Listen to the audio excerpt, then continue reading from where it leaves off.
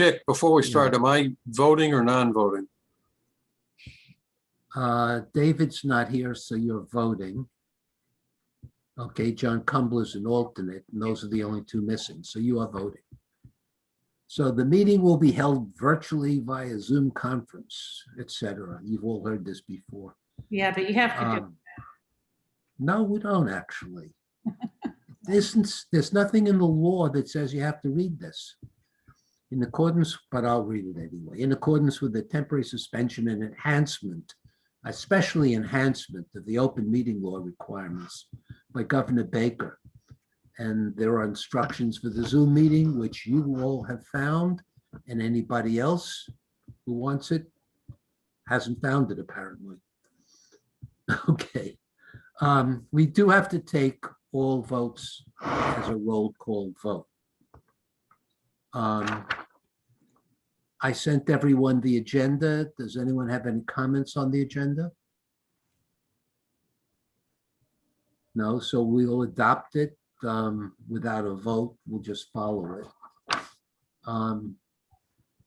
Now we have the first item on the agenda is review and approval of the minutes. And I'd like to say, Lily, they were excellent. Thank you. So does anyone have a motion on the minutes? I move. Robert, you move the minutes. A second? Second. Second, let's score 'em. GB. Okay. So let me call the roll in the order you appear on my screen. GB, Approved. me, approved. Robert, Approve. Chuck, Yes, I. okay. Suzanne, Approved. Lily, Approved. Carol. Yes. Okay. By the way, I forgot to mention that we have a guest, Nancy Growler, Growler. Yeah. who has asked to participate or listen in. You want to say hello or tell Yeah, anybody? no, hi, thanks. I appreciate that. I live part-time here in Wellfleet and part-time down around DC. Hopefully more time here coming up. And just have been really interested in reading about what you all have been doing. And I realized the meeting was tonight and you're kind enough to say I can join you. So I appreciate that. Just listening in and hearing about what you're all doing. Welcome, welcome. Okay. Not only are we kind enough, but it's state law. Yeah. We have an open meeting law. Anybody can attend any public meeting and they have to be advertised 48 working hours in advance. Nancy, what's your background? I have a background in public health. So, and I've worked in local health departments and also national organizations working with public health across the country and doing a lot of environmental health stuff. So, Mhm. yeah. So Jeff, you forwarded that news article from Sandwich. Wow. What an article. Yeah. You guys got good PR. Yeah. Yeah, nobody admits to talking to the author of the article. I suspect she just found our website. Yeah. David said that he talked to her. Oh, good. Well, he said he's talked to her in the past, but not about this. I think I've talked to her too. The name is familiar. Yeah, Um, I was in the subcommittee with the Cape Cod Commission with her. And I spoke about the Wellfleet Energy Committee in that meeting, well, several meetings, 3 meetings actually. And I brought up the Wellfleet Energy Committee at each one. Maybe she just followed up and thought it was interesting and looked into it. Right. Nancy, if you're interested, I found this. I found an article that was published in the Sandwich newspaper, and I shared it. If you would like a copy, send any one of us. I'm Jeff Tash at Comcast.net. I'd be happy. Just send me your email. I'll be happy to pass it along to you. It gives Okay. a nice summary of what this committee has done. Oh, I will. I'll write to you later. Thank you. It's great. Right. I'm not, I'm a past member, but I'm the liaison to the finance committee. Oh, cool. Okay. Right. Not All right, that Cal thanks. has any finance So- issues. Yeah. So the only thing I liked was the lead line that they said this committee was a well-oiled machine. And we are all the well-oiled mechanics, and well-oiled is a synonym for a little bit tipsy. In fact, a lot tipsy. Or at least enthusiastic. So I don't know about that. Um, You know, and using oil, I was a little bit abused by. It was olive oil, Soy oil, right. not fuel oil, right? And anyone who's involved in cutting off the fuel supply of gasoline to the East Coast in this committee, congratulations. Help reduce the oil consumption. Okay, Robert, any issues on the Global Covenant of Mayors? No, I've made some changes in lieu of the matter we discussed last time and the change of the name of that report. So, but I'm continuing to work on updating the entry for the Global Covenant.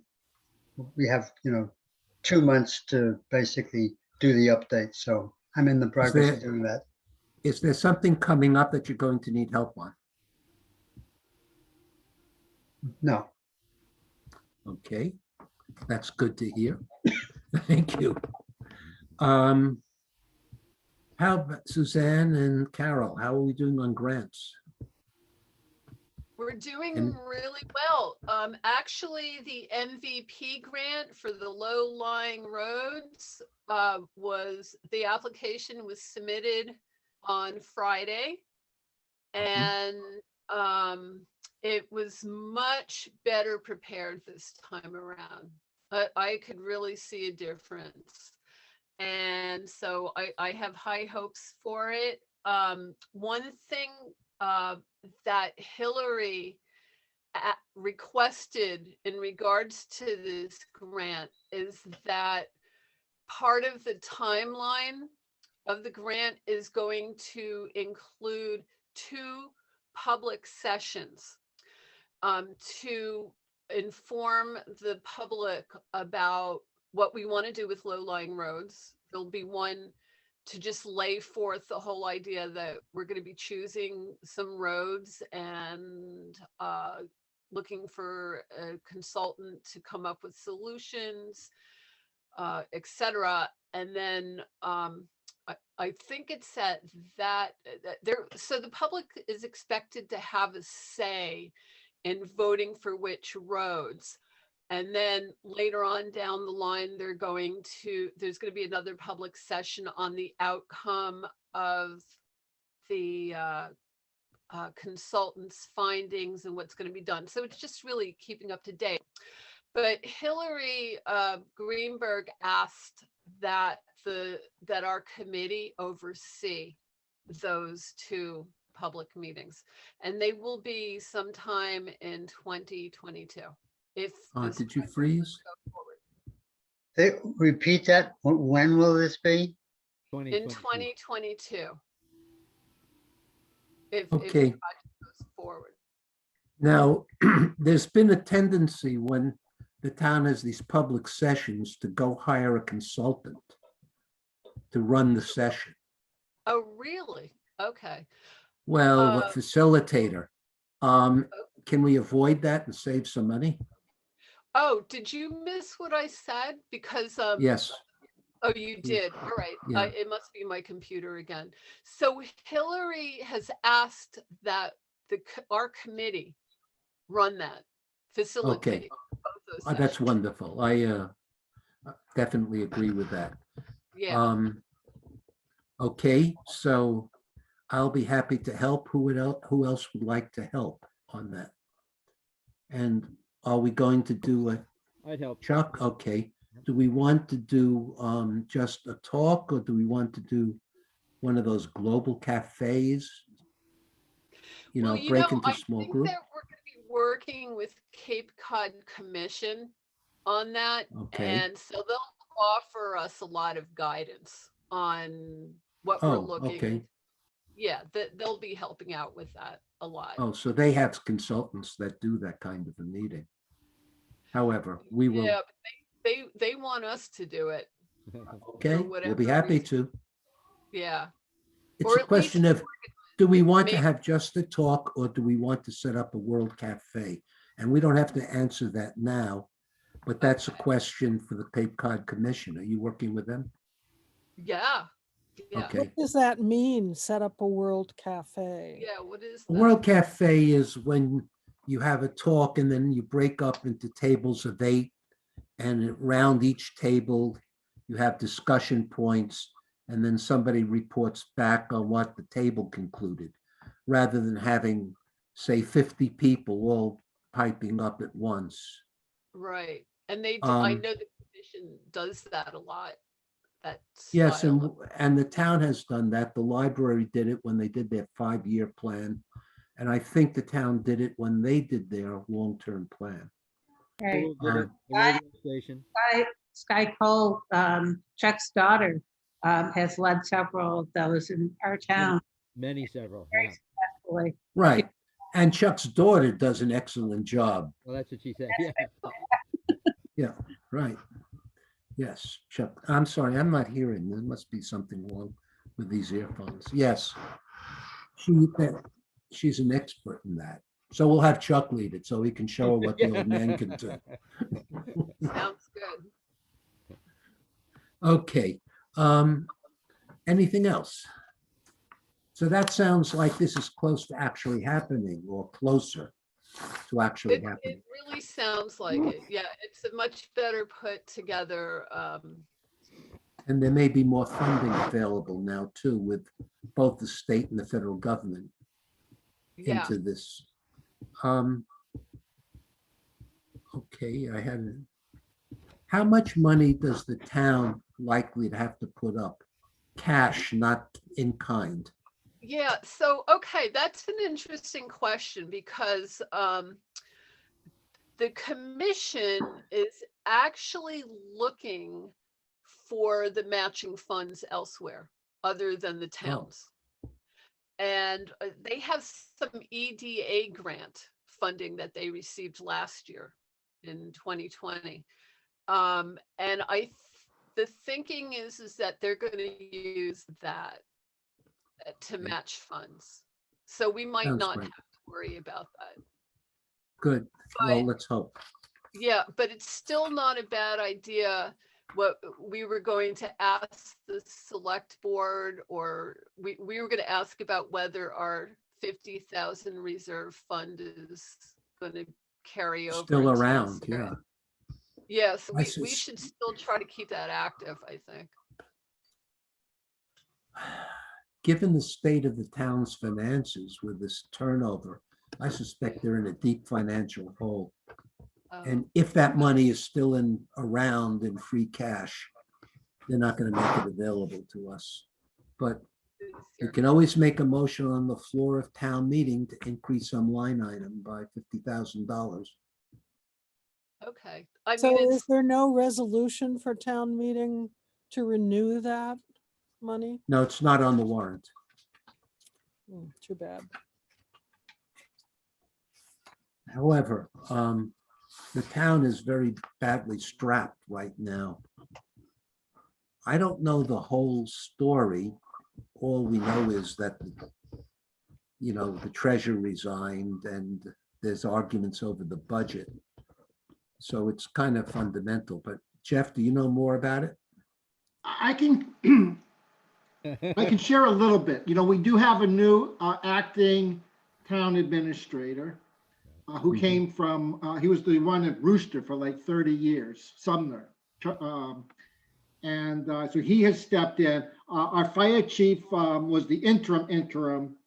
And boy, I just love that guy. Right now, there was issues with, we changed accounting systems. We have issues with our account, trying to get our books together. Here's the problem. We went through all of the departmental budgets And then what ended up getting submitted by the town administrator did not match. And so that kind of really created a big stir. And our newly hired town accountant just didn't want to deal with the pressure, so she resigned. And the select board negotiated with the newly hired town administrator, and she's gone as of April 30th. So yeah, we have a lot of things that need to be cleared. The most important thing was to make sure that we could get our town meeting. And there's some big items. I'm afraid that the town meeting may run for a while. There's at least 7 or 8 articles all dealing with the issue of sewerage. And I don't know, the Cape was sued. There was a lawsuit against the Cape, and that's what caused all of this towns on the Cape to have to come up with a solution. And many towns are putting in, digging up their roads and putting in iron pipes and whatever. And you can only imagine how costly that would be for a town like ours. We've got a group that's looking at innovative solutions. Our problem is that we are so totally unique from any other town on the Cape. So there's going to be at least a half a dozen articles in the upcoming whatever it's called. Warrant.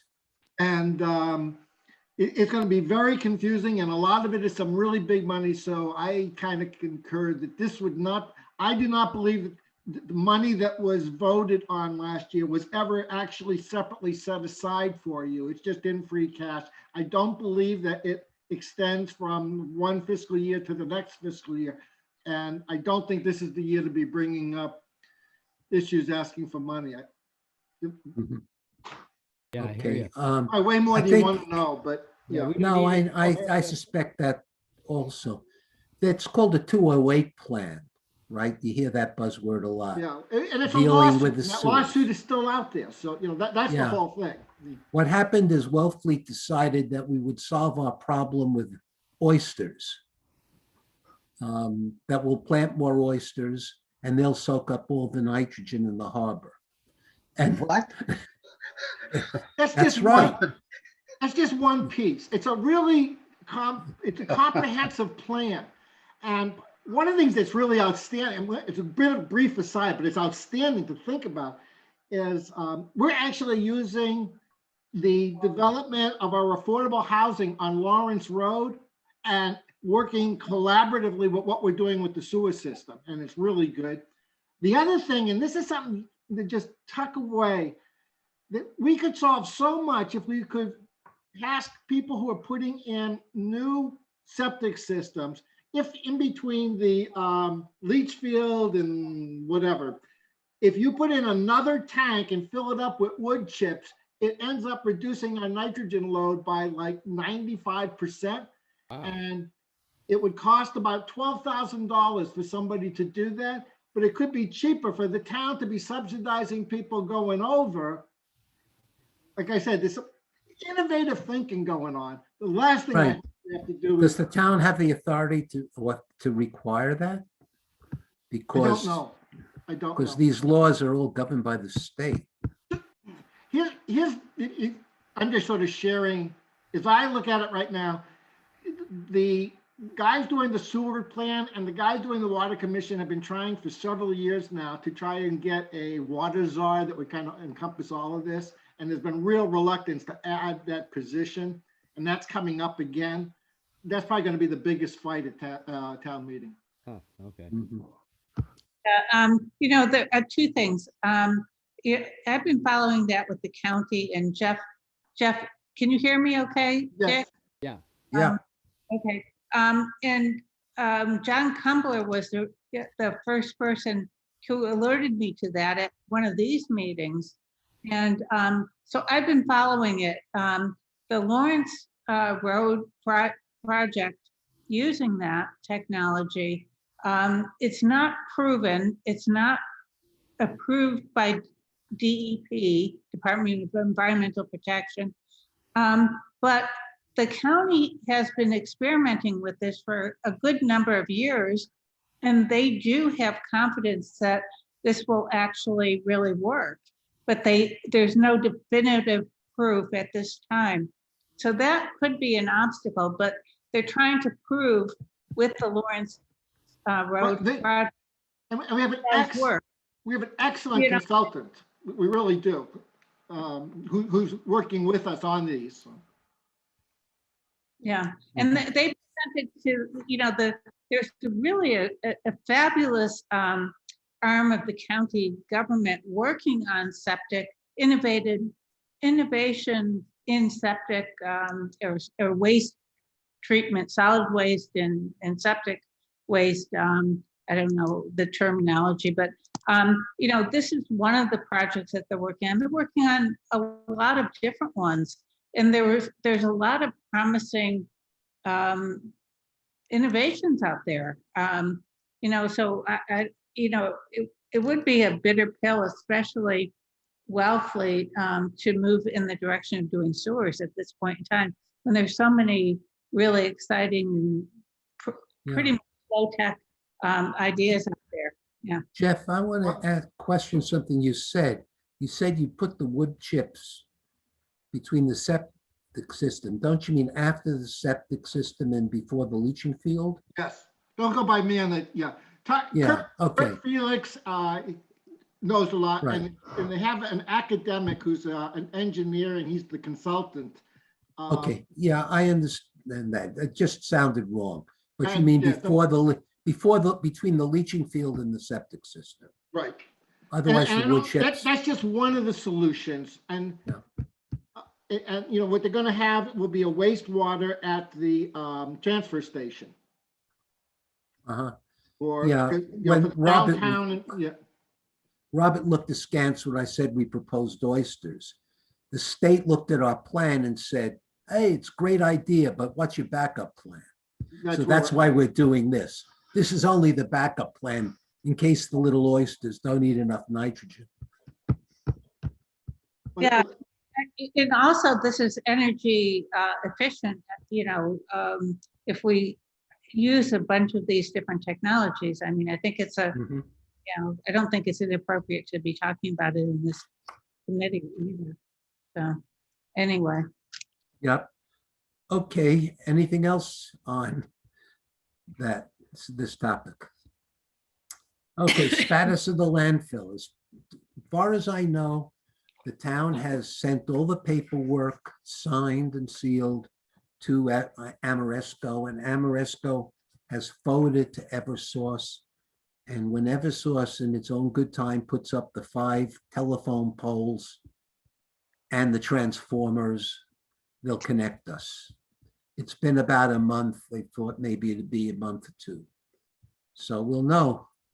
I haven't heard anything from Amoresco, but maybe before our next meeting, Oh, or maybe before the end of the fiscal year, which is July, we'll be online.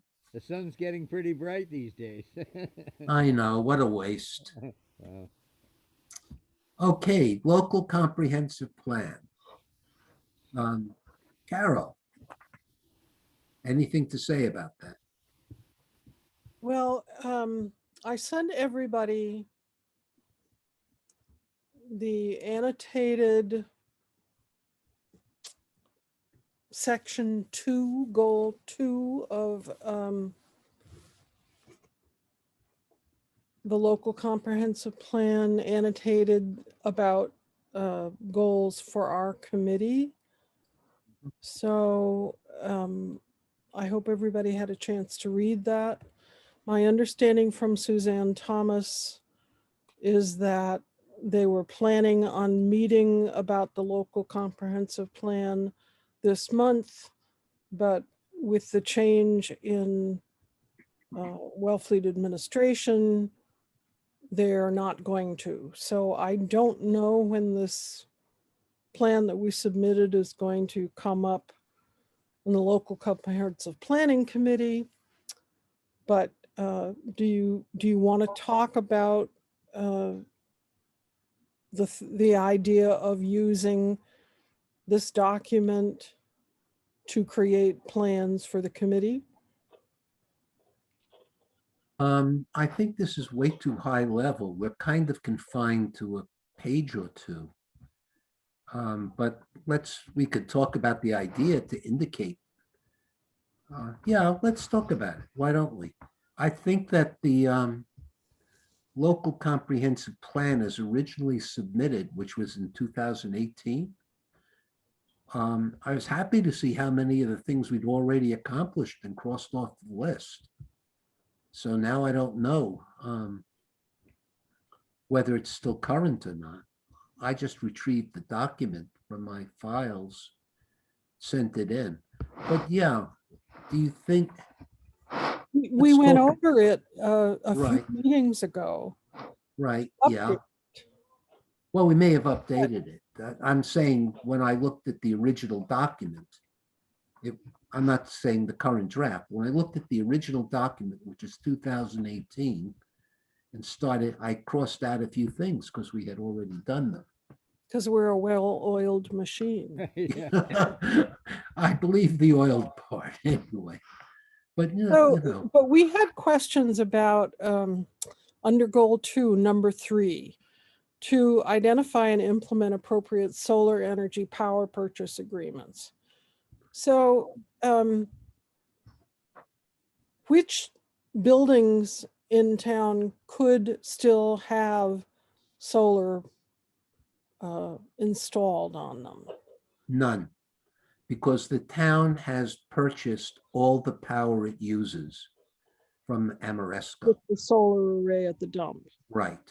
That's 140% of what the town uses. So we sold the excess off to the Nauset Regional School System. So if So we this put, goal is essentially obsolete at this it's point. been accomplished. It's not obsolete. Okay. Okay. We originally thought we would put it on town buildings because the dump didn't seem to fit. And then the economics worked on the dump and we went ahead with it.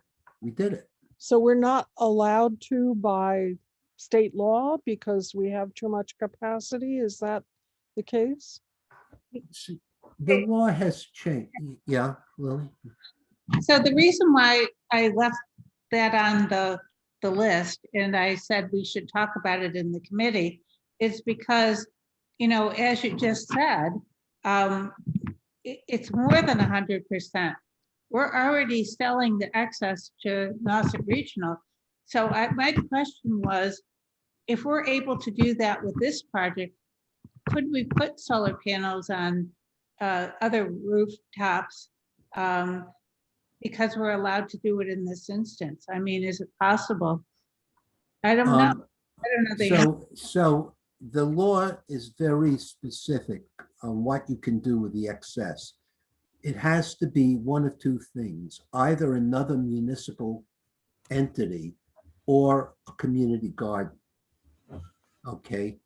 And while we could put panels on a roof of a building and sell it off in the community garden, we don't have the scale to make it economically viable for a commercial company to actually do it. We'd have to do it ourselves. And then that means the town has risk because we're putting out money. We have to borrow money. We have to rely on the credit worthiness of the people who sign the contracts. That's something we have avoided like the plague. We're not competent to be in that business. Now, the law's kind of not enforced on exceeding your quota because it used to be that you could exceed your quota and they'd come after you under the old rules, but under the Smart T, they just forgot about this aspect of it.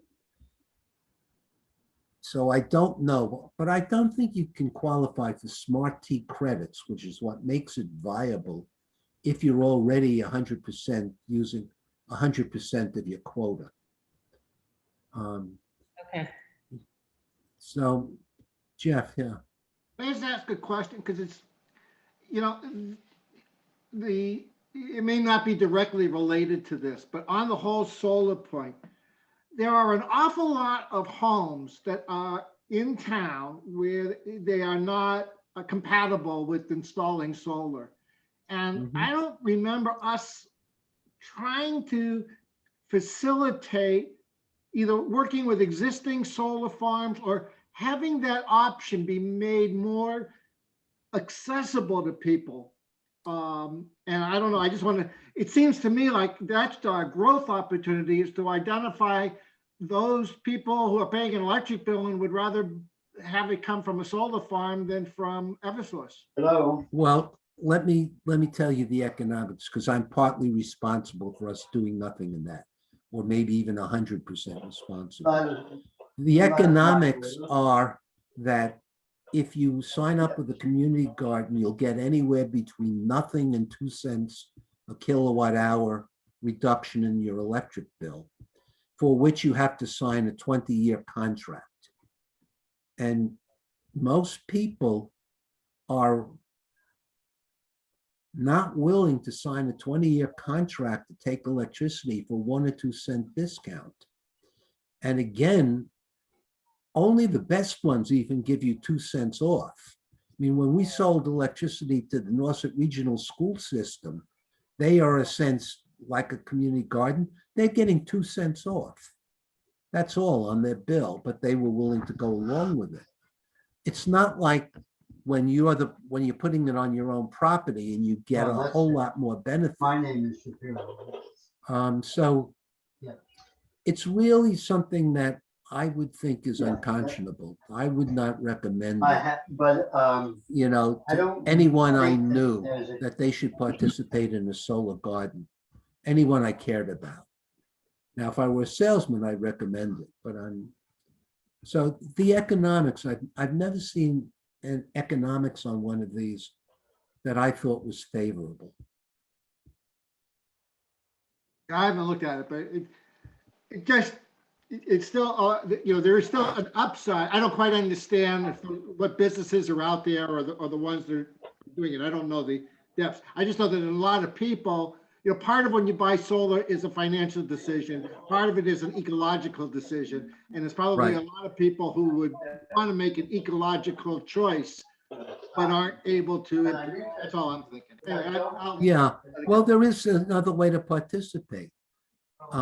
You can, if you're a Cape Light Compact customer, you can opt for the 100% local green option, which does cost you 3 cents a kilowatt hour more.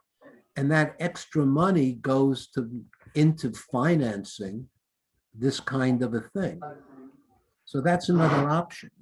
And frankly, it costs you money, but that's the point of it. It is going to cost money. Now, I don't know about the community gardens, but 2 cents a kilowatt hour or less, and they escalate in the price of electricity, and you don't control the escalation. It's not like you get the market value, but you always get 2 cents off. They give you a fixed escalation rate. Of course, all of these are different, so you have to examine each one. But the ones that we could have offered, if we had taken the extra 40% and made a community garden, didn't seem like something that I wanted to go around town and have people cursing me out because it was such a lousy deal 5 years down the road. Right. So we went to the school system.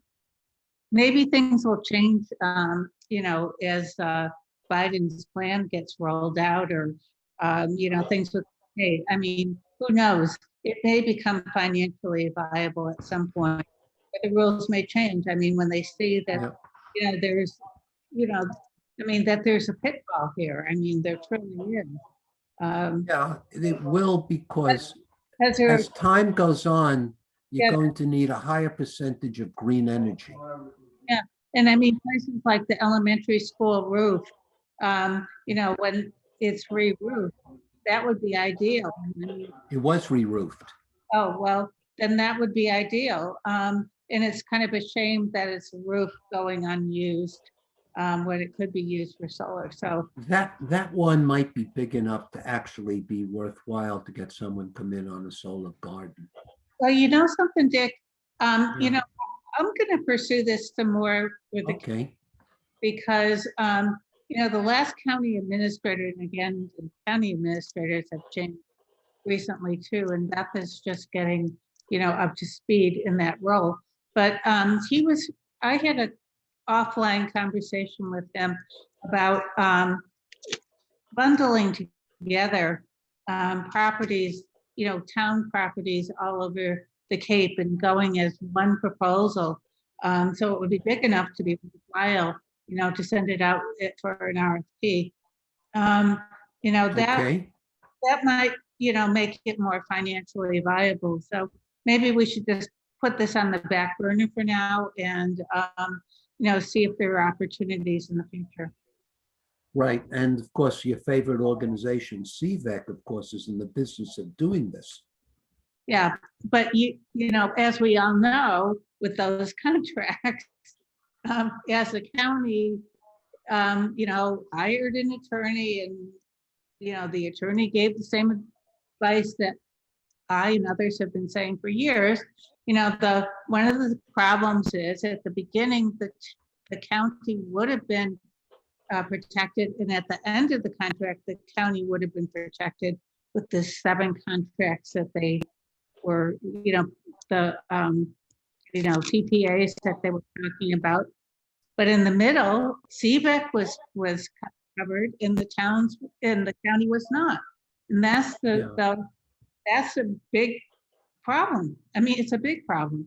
So I mean, they could certainly put it out for an RFP. CVEC certainly can bid on it as well Right. as Now, it CVEC might is be never going viable to, for other companies. CVEC is never going to win any of those RFPs for the same reason that they bid on our landfill and they weren't cost effective. And that is their overhead, which consists of 1 employee or maybe 1.5, so outweighs the thing. They can't spread their overhead over a big enough base, so they're not cost effective.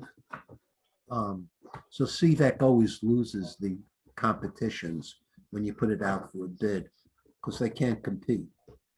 Because you can bypass CVEC, go to the same person they're going to, which is what we did with Amoresco, only we don't have any ongoing overhead. I mean, CVEC's going to go to an Amoresco type company. If you leave CVEC out of the loop and just go directly to Amoresco, all you have to pay is my salary. And I'm not earning that much money, right? As the middleman. So that's why CVEC is not a winning proposition.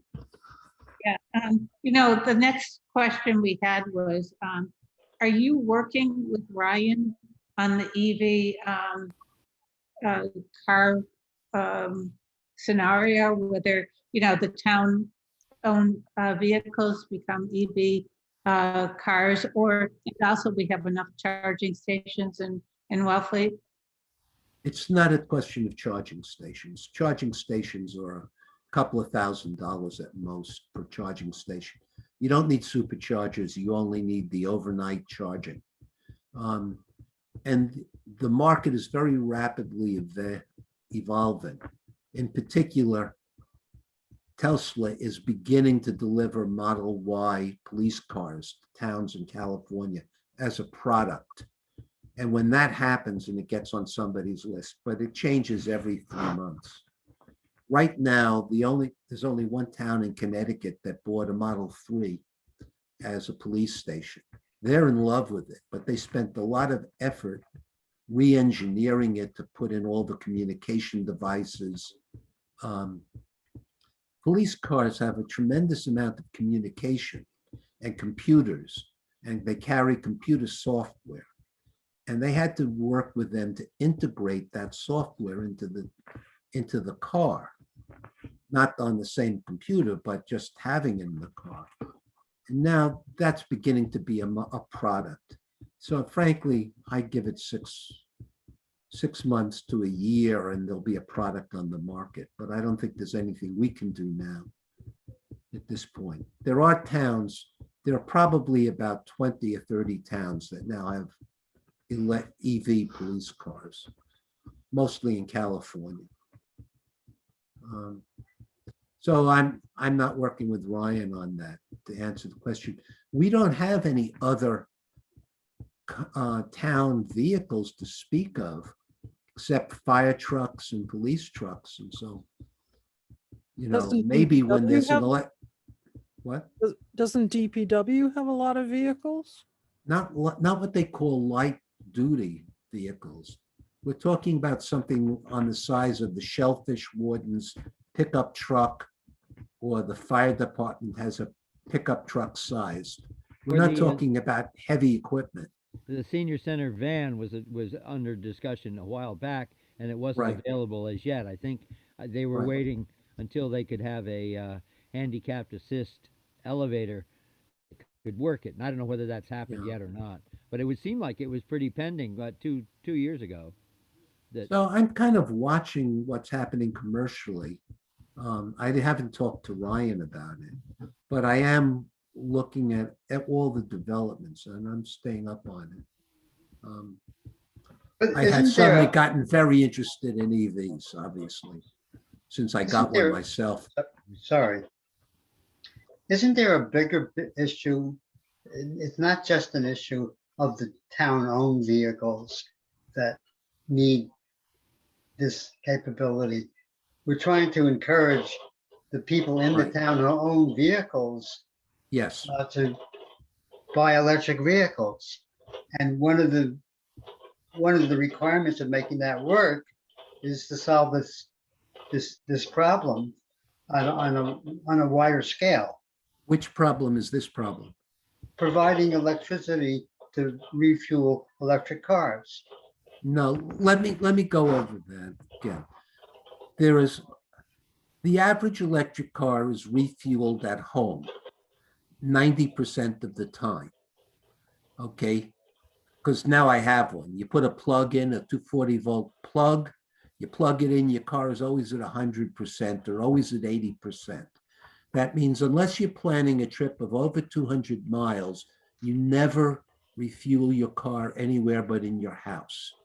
Now, there is an issue with multifamily dwellings, but other than that, anyone who puts in a dishwasher has all the electrical backup they need to put in an EV plug.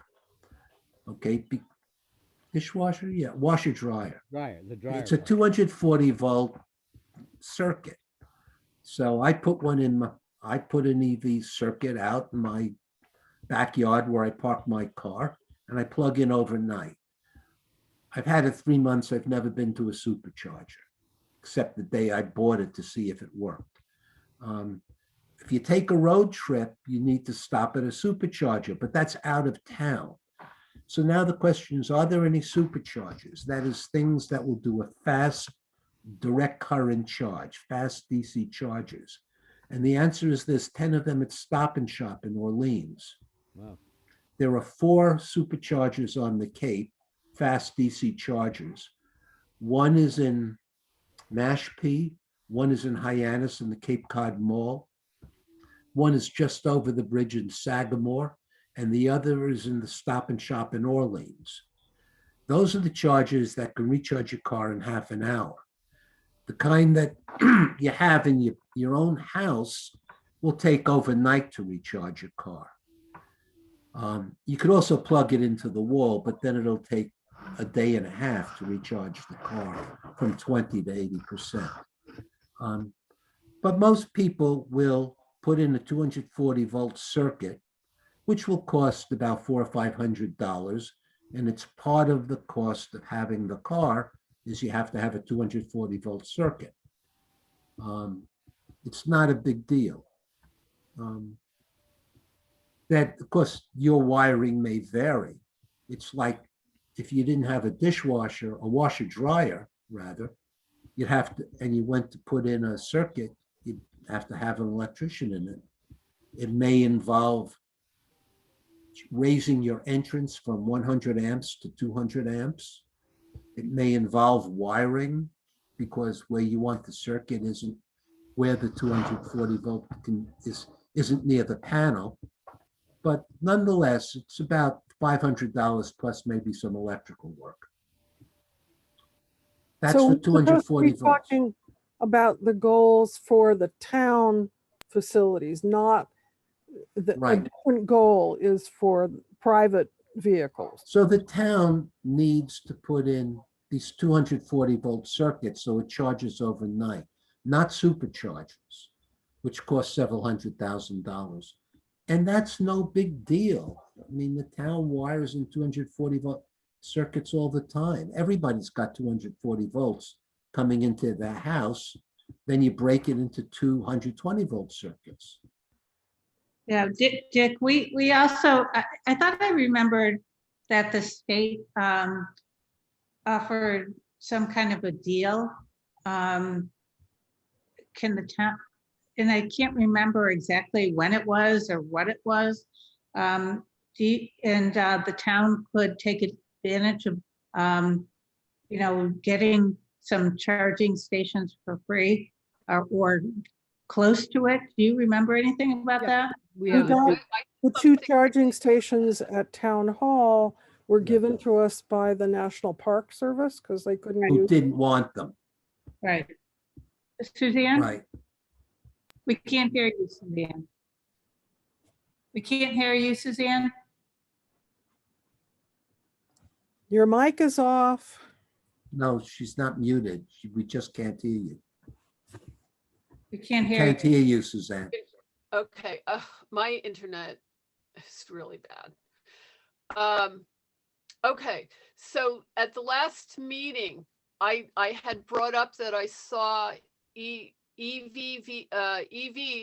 at Eastham, and I inquired about it. I had a hard time getting information. They will not get back to me on that.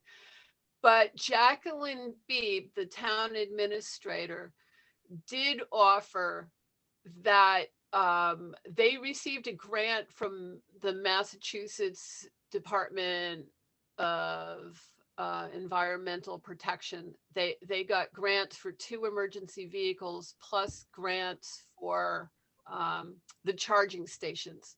So that's most likely the granting fund that we're talking about. So when you put in a charging station, who's paying for the electricity? Oh, They usually charge the consumer, don't they? Okay, so it's part of a network. Okay, I'm a little skeptical. I think that, remember, they call them destination charges. You want to put them someplace where people will park for at least 3 or 4 hours or overnight. So the Sheraton is a wonderful place to have a destination charger, but they've got 10 of them, as far as I know, or they've got them already. Okay, a motel is a good place to put them. Multifamily housing is a good place to put them. So when we go to deal with the public housing we're putting in, that's a place where we want to make sure there are charging stations. Because if you're in an apartment house or in a multifamily house, you don't control it, so you can't just put in an outlet, a 240-volt outlet. So those are the places we should be looking. And I think that, yes, we should get grants for charging stations for the low-income housing, or at least the wiring for it, to get them ready for it. Because the cars are expensive now, but they won't be in 5 years and they won't be in 10 years, and those houses will last 40 years or more. Well, should Suzanne and Carol, if they have time, look into if there are grants available? I mean, we're Mass DEP. Is that a good idea? Right. Now, we were going to also work on having an EV fair. Yes, fair. this is all in the next section of goals that we're not talking about tonight. So Okay. could we put this off till next time, this discussion? And Yeah. carry on with the section that we are supposed to be talking about, which is the municipal facilities? Okay, so right now, And could I municipal- just ask one last question on this, Jeff? Are there charging stations planned for Lawrence Road? Do you know? I have not heard of any. This would be the time to get in touch. I'm not sure who is the head of that. Obviously, just get in touch with the town administrator, call the town, find out who is handling all of that. I know that the building is being designed right now. Okay, I will ask, I can start with the former librarian. She'll know Do whether, you know Elaine McElroy? Elaine. yeah, Why don't you just Elaine call- will know. Why don't you just call Elaine and she'll, I'm sure, point you in the right direction. I'm sure she's not it, but she'll point you. Oh, And I think it's a great idea to just, whether it happens or not, I just think you guys being representative of this as something that to be incorporated. And if you can find a grant so they could get bundled in, that just makes it all that much better. Yeah, we'll look into that. Okay, so the next area that I wanted to talk about is this idea of reducing peak hour energy consumption for town buildings, including investigating the use of battery storage. Eversource does not currently have any off-peak rates. So what exactly is this goal trying to accomplish? The goal is trying to accomplish exactly what it says, reducing off-peak usage, because that benefits the grid. And there is a peak hour rate for the town. That is, they take the worst 1 hour of electric usage over the course of a year, and you get charged a certain amount based on that. So if you can reduce, and you get charged, and that's an added to every kilowatt hour you use. So if you can What is that reduce your, called? Because they told me they don't have peak it's hour. not time of day usage. It's peak capacity usage. Everybody's got it on their bill from Eversource. Eversource takes your worst 1 hour of electric usage, and that's the peak, and that means they've got to build a wire big enough to handle that 1 hour. And so every kilowatt hour you use, that there's some small amount of money based on that peak usage. So what are we trying to accomplish in this goal? What we're actually trying to accomplish is to just reduce the town's peak usage, because sooner or later there will be time of use rates. Do we know what that worst hour is? Is that something we could inform people about? Well, it's the day when it's 90 degrees for a week in a row, and at the worst hours at 7 p.m. after the sun sets. Because that's when the solar panels are all off, and it's still 90 degrees out, and everyone's running their air conditioning. And how would we direct And people cooking. to change their peak hour usage in municipal buildings? You change it in municipal buildings by putting in, remember we were looking at that ice bear system. That may be before you were there. It was something that would make ice in the heat when the panels were running and discharge, make ice overnight and melt it during the day to cool. And that was a grant that we didn't get. It fell through. But batteries are the equivalent. You just put in battery backups. So should we be looking for grant money for battery systems? Sure. If there's a program that will do it, yes. There is likely to be a program. The other thing is the town doesn't go through Eversource in buying its electricity, and it doesn't go through the Cape Light Compact either.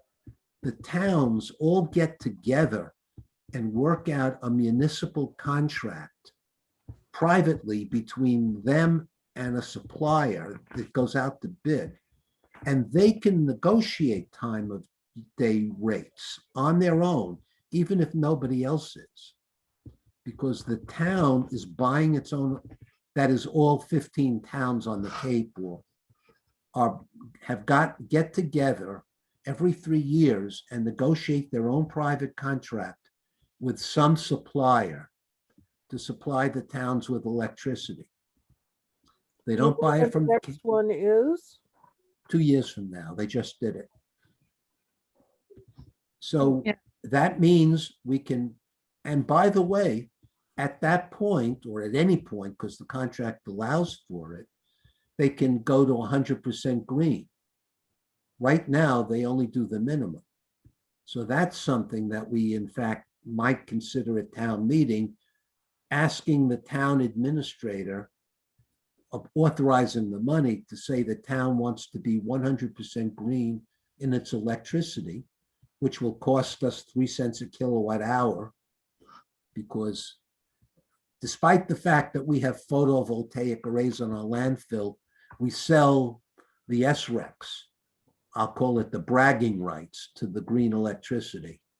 All right. So if you want to be 100% green, you've got to buy them on the open market. So the town would have to do that.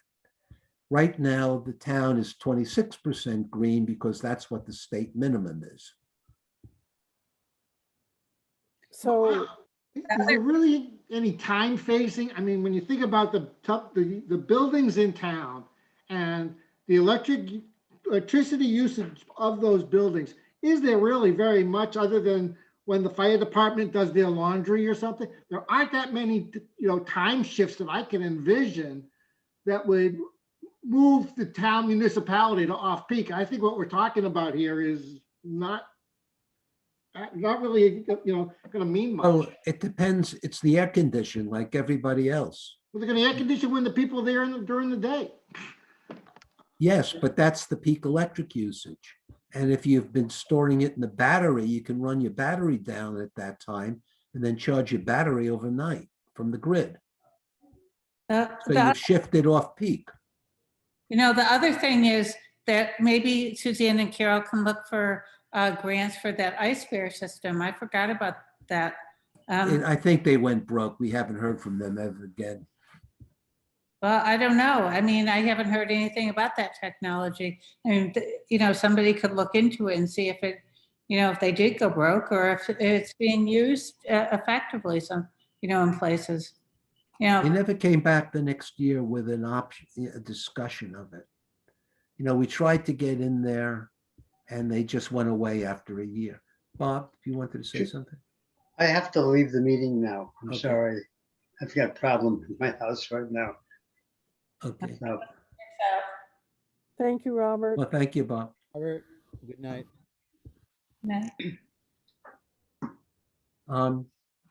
That ice bear system was built into your air conditioning system. And what it was is it would create ice overnight and melt it during the day to make air conditioning.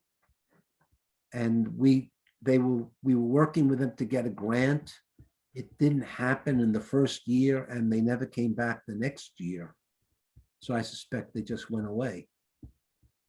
We could Google them to go see if they're still around, but nobody's come forward with a grant option.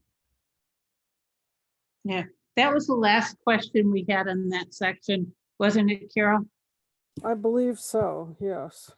And then we thought that we'd work on other sections with the committee and questions we had, including working with the public at another meeting, so we wouldn't take up too much time in the meeting. Okay. But the last thing actually in this section has to do with using the website as a communication.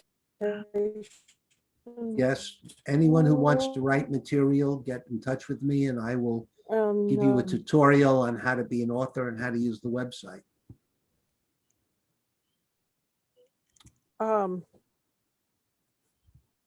At some point, I think a discussion of what we want to see on the website might be a good idea, but I think we've spent enough time on this tonight.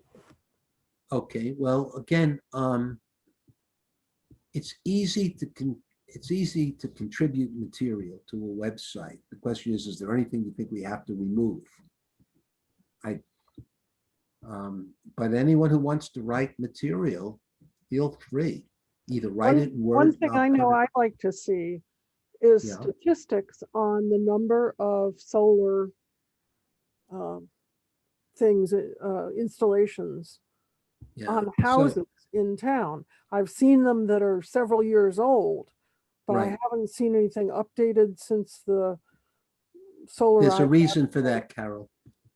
The Smart T program started 3 years ago, and before the Smart T program, everyone who had a solar panel had to report monthly to Mass CEC on what their production was. And Mass CEC kept impeccable records on all the solar installations. And since then, with the Smart T program, nobody's reporting it in. So the reason I haven't updated that graph is because the data is not available from Mass CEC after the Smart T program started. Okay, now I've been working, I tried to get that because I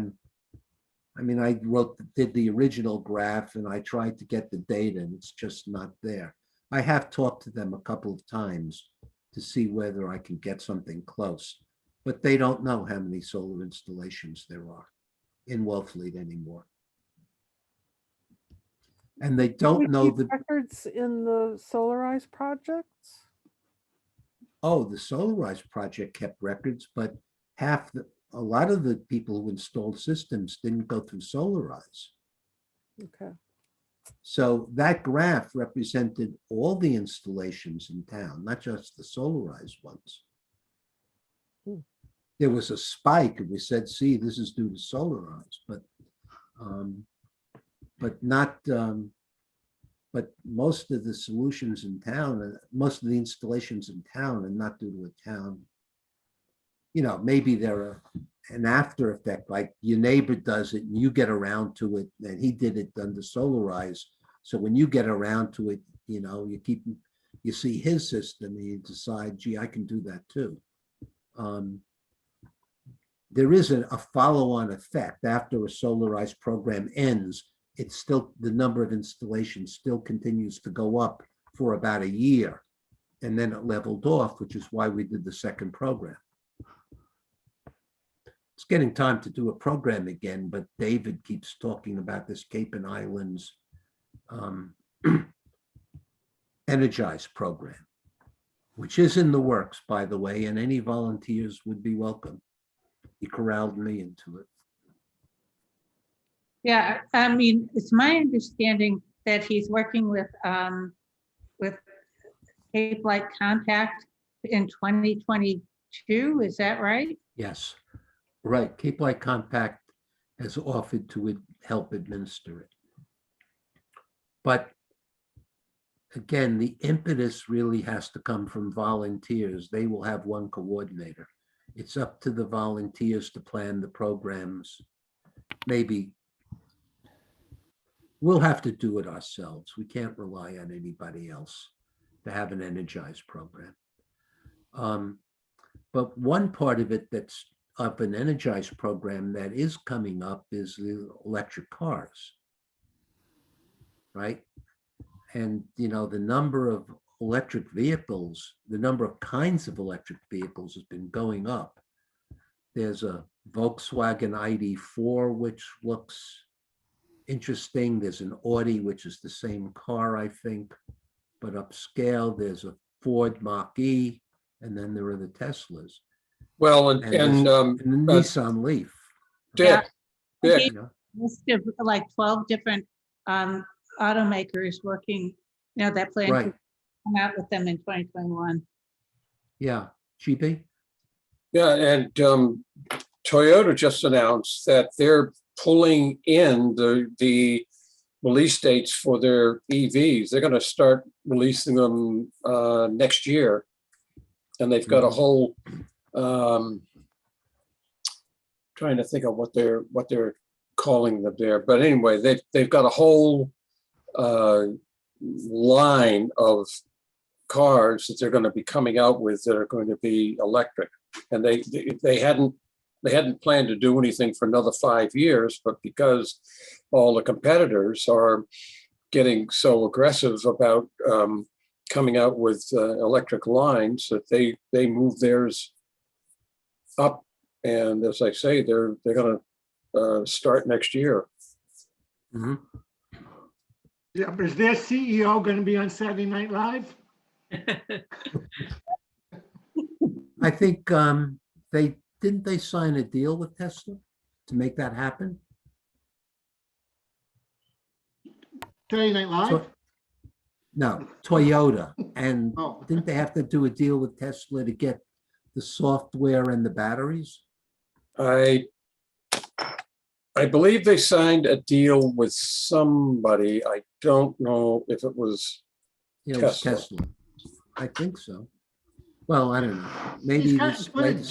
didn't GM say they're going to have no internal combustion engine vehicles by 2035 or something like that? Right. And that's, It's obviously a state lot law. of change coming. Whether it actually happens or how it rolls out is anyone's guess. But well, 2035 is the year that our Governor Baker announced there would be no more ICE cars after 2035 sold new. I And think some of the California vendors has, have said it too. Yeah. and California has that date. And I think Biden announced something along that line. It might have been 2040. I don't know. So it's coming, but it's not going to take till 2035. There's an S curve of adaptation, and we're at the lower point of inflection. I figure by 2028, it'll be obvious that you want to buy an electric vehicle. Here's the story I came across. It's Car and Driver. Says June 10th, 2019. So I'm surprised this is as old as it is, but it says that the highlights were Toyota is pushing up its planned EV rollout by 5 years. 6 new Toyota EV models will begin appearing in 2020, starting in China. And they're going to, roll them out between 2020 and 2025. Yeah, I think there were a number of models on that list that I gave you earlier that were Toyotas. So Dick is a picture, so I'm gonna go on to the next item. I guess Okay. wants to update us on the discussion of a community outreach program for 2021. So, Jen? okay, so David has been pushing this Cape and Island wide program. And so I don't want to oppose it, but I convinced him that it had to be regional because everyone can't wait for everybody else to get started. So why don't we just make 5 different regions on the Cape and Islands, and then each region starts out and whoever's first is first, meaning we can go combine with Brewster through Provincetown ourselves and just do our own program. And so I think that's what will happen, but we'll essentially have to do it ourselves. Again, like an out of Cape Energize. And Suzanne reached out to us with a questionnaire about dates. Suzanne, is there anything you want to add to that? For the meeting? Yeah, I'm hearing back a little bit from the other committees. Carol Harris of the Truro Climate Action Committee forwarded it to their town energy committee to, in case they wanted to be involved. And I hadn't really thought of that, but of course it's a great idea. We're in touch with Bob Higgins Steele and Brian Boyle on green energy issues.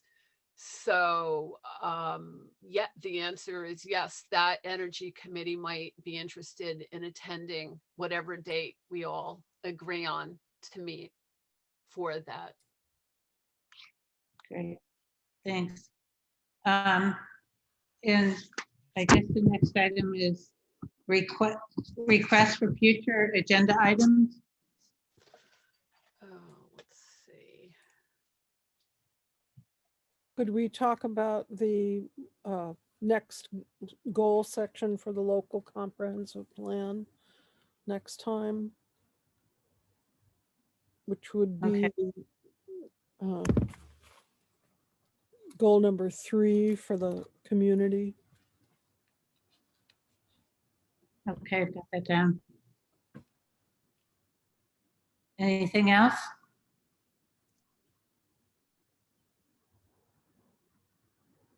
Okay, the next item is a review of new state legislation.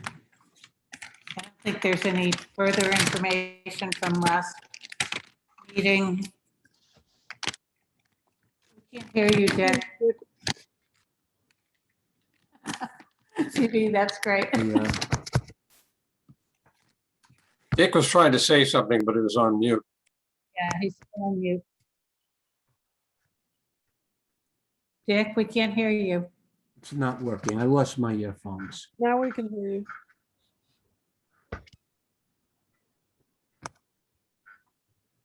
Okay.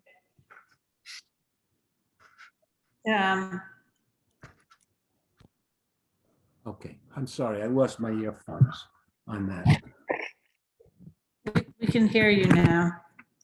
Yeah, the earbuds went out. I was saying that I'd like when we get together with the other towns to actually say, let's do something. In theory, we're going to do it as part of this Outer Cape Energize, and we certainly want to be sympathetic to them, but let's not wait for them. Let's plan a program and do it. We know what they're thinking of doing.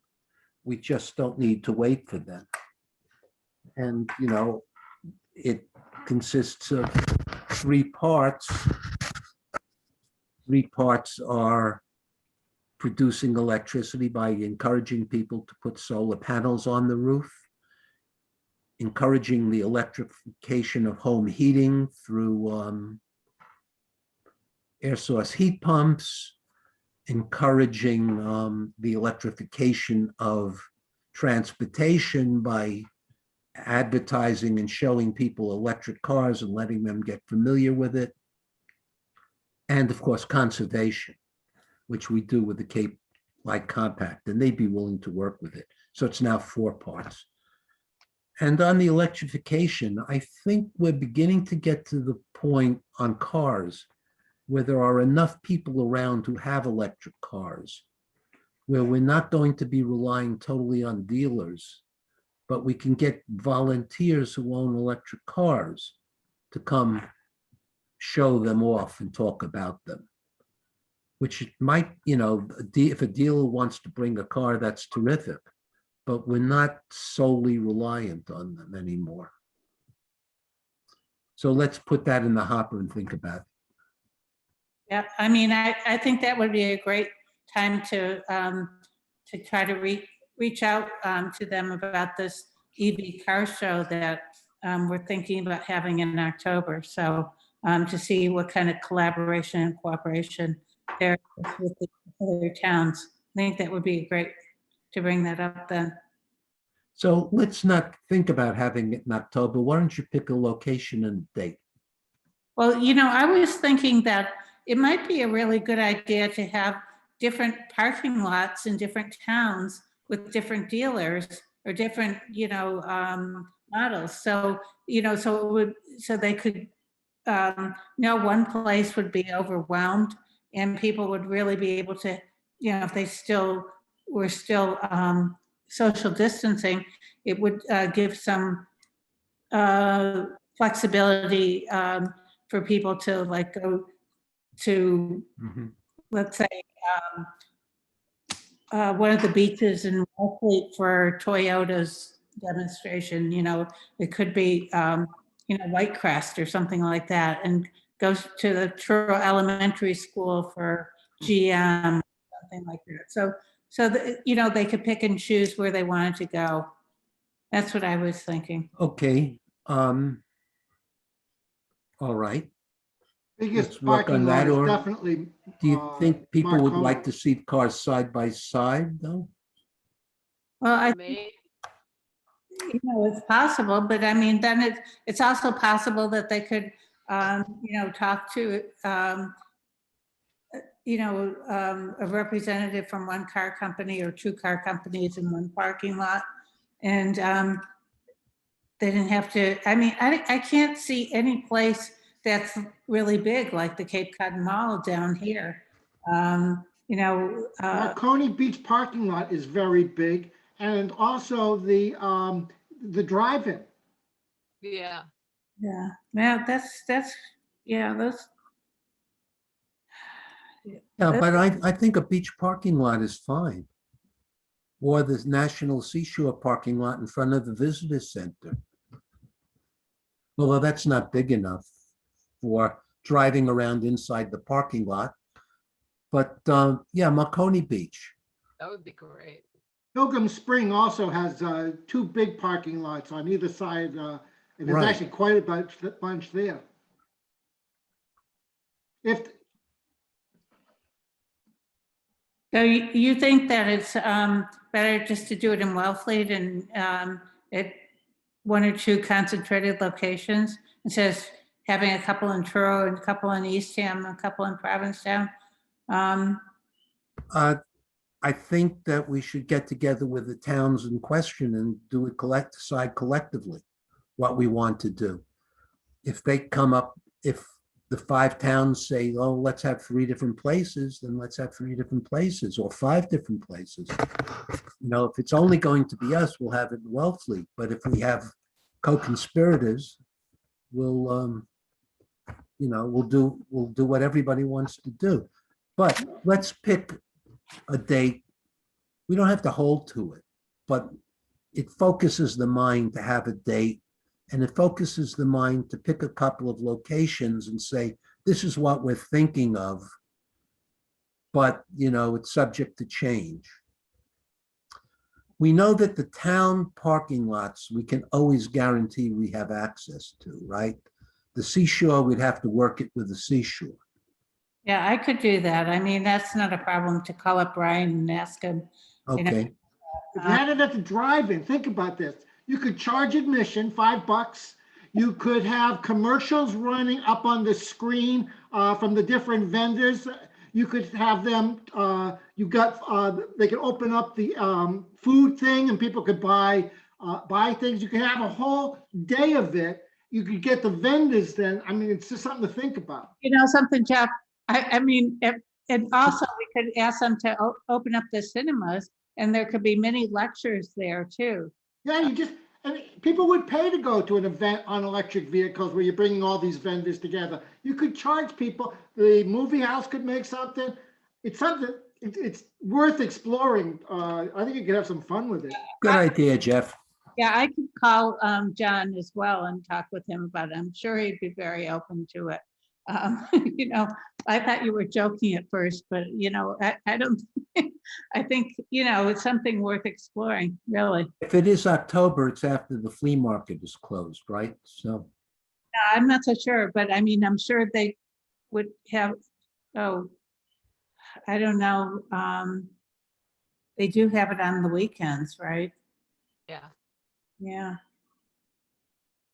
I would talk to them. I think it could be a fun event, a lot more fun than a flea market. Well, Yeah, and they have all those grassy lots there too. So I mean, it's actually a pretty big location. Yeah, you're Is right. the flea market just in the cinema part as opposed to the drive-in part? Yeah, in the But- fall, I think it is, yeah. you're right. But I Yeah, think the drive-in part would be available. And I personally like the idea of a single location, so we're not, spending mileage trotting all over the Cape. yeah. Well, that is a good idea. And I think, with the drive-in parking lot and those grassy lots, I mean, whatever John wanted to do, I mean, the cars could be in the, Reminds me of when we did the energy fair several years ago. Remember that? And we brought all these guys together, and those were really successful events. And now, like you say, electric vehicles, there's got to be a whole lot of people. There isn't a Tesla dealer on the Cape. If you want to buy a lot of these things, you got to go off Cape. I got to believe there's a lot of people on the outer and lower Cape that would have a lot of interest in this. yeah, and I mean, yeah, I think you're right. I mean, I think if it was well advertised, and Steve Tupper at the Cape Cod Commission said he'd work with me on it too. So, I did reach out to him. I haven't heard back, but. You need a committee like we did before. Pardon? Committee, you need a little committee to get you guys to sort of focus this. Will you be on time again? Of course, to come over to your house and have a cup of coffee? Absolutely. Okay, Lily, Thank God, we're gonna be on. anyone else want to be on it? Yeah, well, Carol said that she was gonna work with me. Okay. All right, next item. So, Wait, I have some more questions about meeting with the other Outer Cape climate. Okay, can you hear me? you're fading, okay. Okay. Do we have other agenda items, and can that be sent out to whoever is going to attend? Well, one agenda item might be what can we do together, and that we want their ideas, but let's put this on the table as one concrete action to get started. All right, and then we'll see how we work together. Yeah. All right, but let's talk. I think the other agenda items is what would we like to do together. In particular, a solarized program is probably something we ought to think about. I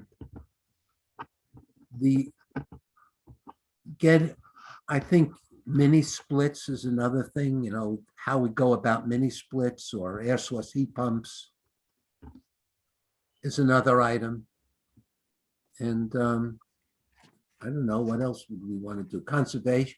We would talk about conservation programs. Right, those four things I think are really, that you outlined already. I think those would be really important topics. Right. Yeah. Because those are the things I think we can do at the grassroots level, is get people to, generate green electricity, electrify the cars, electrify the house, and conservation. If there's a fifth thing we can do, let's bring it up. But other than that, that's what we can accomplish. So that's what we should talk about. Okay. Okay, so I guess we're up to committee liaison. Is that right on the agenda? Yeah. Carol. I wanted to mention that the recycling committee is running a swap shop in your driveway, essentially. I don't know if people have heard about this. I don't know what kind of publicity they're doing on it. But since the swap shop hasn't been open, you register with the town that you're going to put free stuff in your driveway, and people drive around to everybody who's registered. Have you heard about this event? I have heard about it, yeah.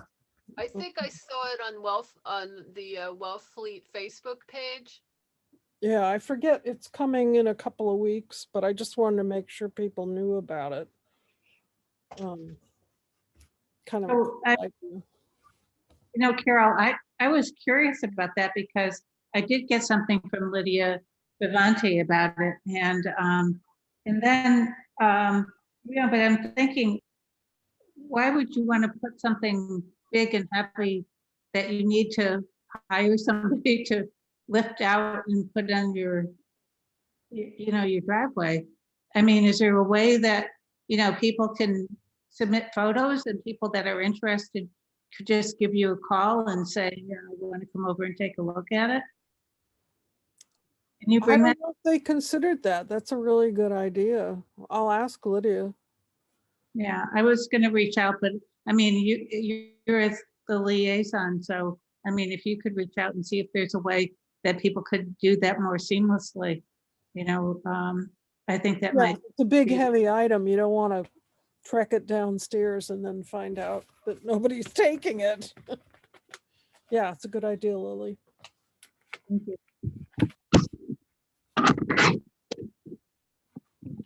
Well, we had how about future topics? Anyone want to bring something else they need to talk about? The plan, I assume, Carol? Already. That's what she already said. Right, Right. already mentioned. Right. Anything else that's not? Okay. The state legislation, I don't know if anyone's read it, or it's kind of hard to read, but I sent out a couple of summaries of what it did from various viewpoints.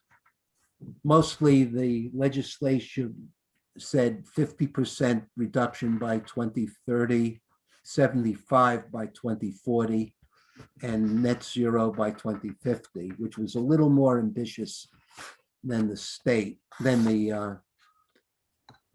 plan, that is the governor's plan, and a little more ambitious than Biden's plan, because he used the reduction from 2012 limits rather than a reduction from 2009 limits. Or 2000, yeah, the state used 2009 as the benchmark, Biden used 2012 as the benchmark. It gets to the same point at the end, but for 2030, they are respectively 50%, 45%, and 43% of 2009 limits. So the state legislature's plan is most ambitious. And slowly they're changing over from conservation to greenhouse gas reduction as the goal, which should be the goal. Conservation is a way to get to greenhouse gas reduction, but it's not the end goal, right? I read an Anything? interesting article today about Mass Audubon negotiating with California and earning millions of dollars for saying that they weren't going to cut down their trees. Did anybody else see that article? Yep. Greenwashing, enabling corporations to say they're doing something by paying Mass Audubon. It's just disgusting.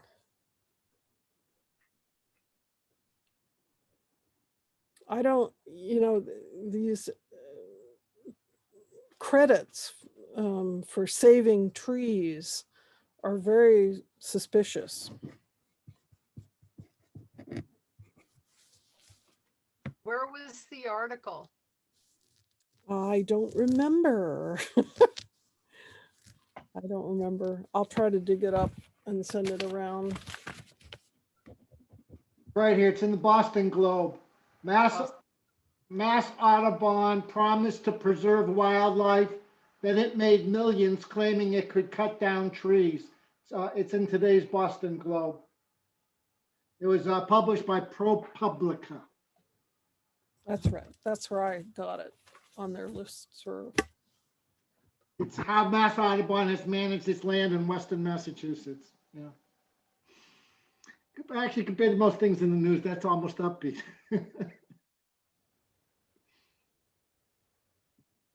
I guess Dick is got a photo up again. Is there any old business? Does anybody have any old business? No, any new business that you want to bring up? Okay, So what's our date for our next meeting? First Monday in July, in June, I thought we were doing Tuesdays. Tuesday? Well, what would you prefer? Tuesdays? Yes, Tuesdays. I'm Yeah, sorry. Is that Yeah. gonna conflict with select board meetings at all? Yes. If it's, the select board meeting is on the second and fourth Tuesday. So if we do it on Tuesdays, it has to be the first or third. How about the first? I'll go with that. Yeah. We're- I did want to bring that up. Traditionally, for years and years, we've met on Mondays. I don't know, was there a reason why you changed it to Tuesday, Dick? Well, I think part of the problem was we were running into Monday holidays all the time, and so we were always rescheduling. Okay, Because I think there are about 6 Monday holidays, and they inevitably hit when we Okay. wanted to have it. That was the only reason. that's fine with me. I just was curious if there was a reason. No, I think we ended up on Tuesday for some month because of, that's the day that everyone could do it. Yeah, Maybe it was all right, Monday so, holiday that month. I and don't we know.